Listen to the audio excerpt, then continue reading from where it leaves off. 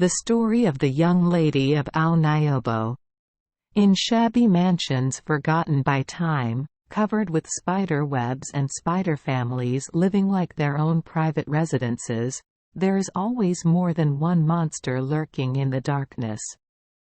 They live in the cold and are used to the musty scent emanating from the cracked walls, sleeping on wooden panels that are increasingly gnawed by termites.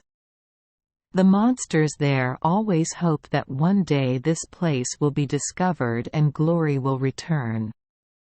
Then the villa will be as rich and beautiful as before. One of them, a monster called Nyobo, is a monster that eats poor and unfortunate people. She sometimes eats leftover or spoiled food, and if she is more luxurious, she will eat human flesh. Nyobo often appears in the form of an ancient noble lady, wearing an intricate multi-layered kimono. And torn. The kimono she wore was often drenched in the blood of her unfortunate victims.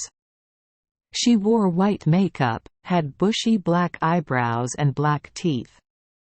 Unlike other demons, Nyobo keeps getting older and older, gradually becoming an old, ugly old woman, with sagging skin but still having the illusion that she is as beautiful as before. She lives in a mansion that is haunted.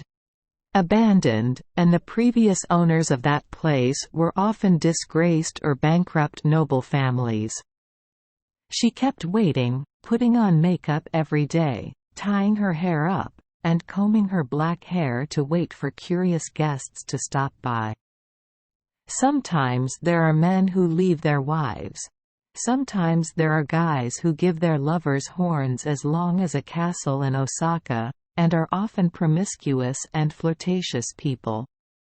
She waited for them to enter her villa, then opened her wide mouth, swallowed the unfortunate victims who deserved this tragic death, and then waited in vain.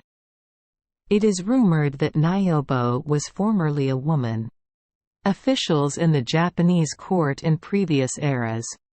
They are all young, beautiful, educated and sophisticated.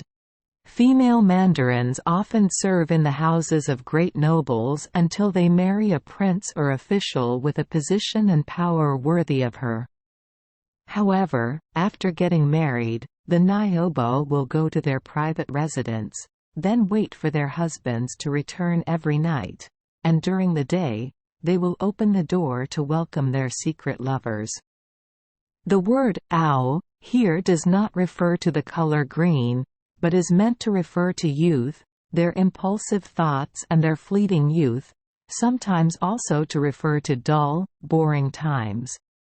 Faded after marriage. So the name, Nyobo, is also used by the Japanese to refer to the maids in the ancient court. They often did heavy work such as cleaning, washing.